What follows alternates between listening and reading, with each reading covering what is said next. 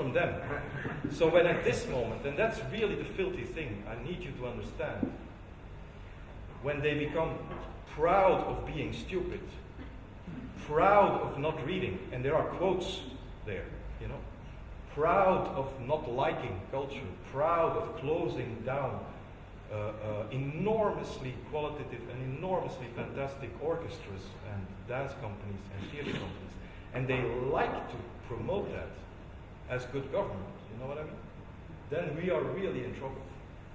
We are the first to be in trouble because we're sitting next to the factory, but you're in the same air, so it's the same neoliberal revolution, proud to treat everything through the goggles of entrepreneurship.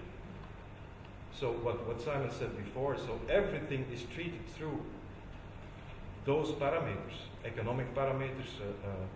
There's this short quote by Crises about universities, which is the same thing.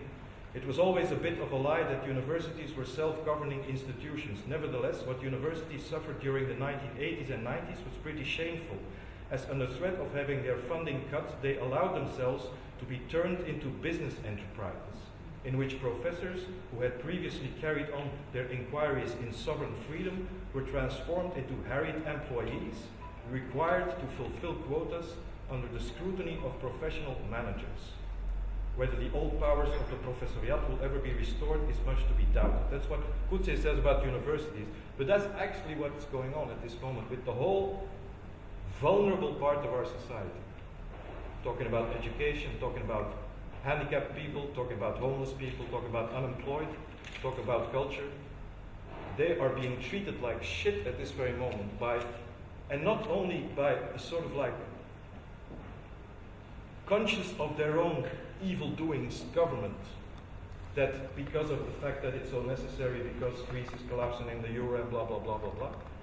Sorry guys, but we have to do it. No, they take off the mask and they say, we actually like to fuck you up. We actually like it because we are being supported by the people. And at the moment in June, when there was the beschaving in Haag, there was a poll on the Flemish website of the news, the national news. Would you support extra cuts on culture in times of crisis? And 65% of Belgians said yes.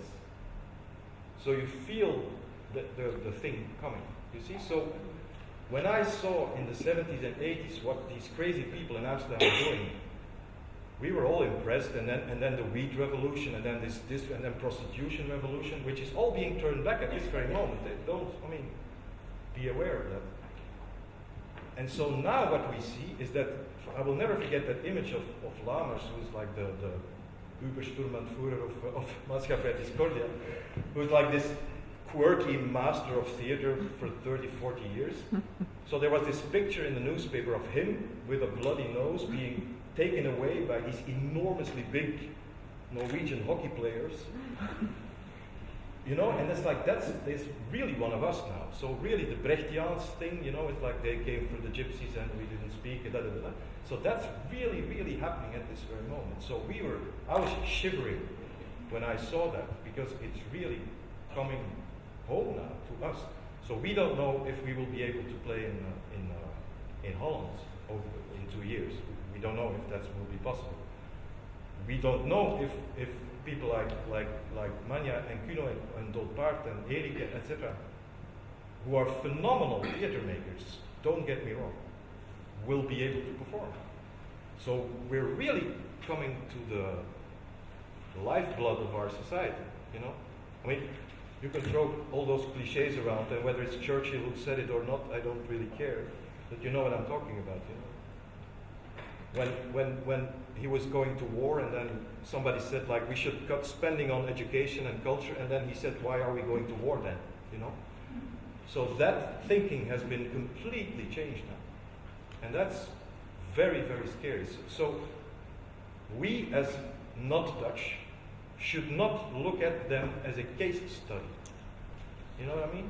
Because it's very safe, of course, to say like, oh yeah, it's very bad in Holland, I heard today, in Dramatiek en Zus. Oh my God. No, it goes a lot further than that. And it's very rabiat, it's very, I mean, Wilders he says, for example, so, I mean, I will roughly translate it, so excuse me, it will be bad English. There are two Hollands. On the one side, our elite with her so-called ideals of a multicultural society, enormous taxes,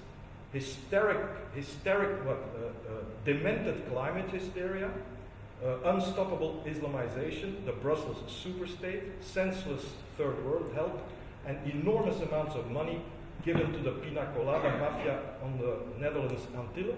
That elite thinks everything's fine as long as the subsidy streams are going to VPRO, which is a left-wing TV station, milieu defense, so the defense of the milieu, and the kunstbobels, he calls them. Yeah? So the arty-farty boys that we are. And then there's another Holland, he says, and that's my Holland, a social Holland. So that's the teneur at this moment. And that's being applauded by the mainstream. So, I mean, we were the bastards in the 80s with our fascists in Antwerp, and these guys really permitted themselves, but these people are actually in the government. And then some Ramzi Nasser, who's one of the Dutch people who was close to the March of Civilization, and was very outspoken, and he's also the poet of, there's a sort of system, dichter van het vaderland, so poet of the country at this moment. And so he gets mail, and of course everybody gets hot mail, but this one is actually very funny. So he's get like, and further on, there's a guy who writes that to him. Further on, I shit, puke, and vomit on all that left handicapped cunt stream. I'm very happy the time has come that I can dance on the remnants of all your.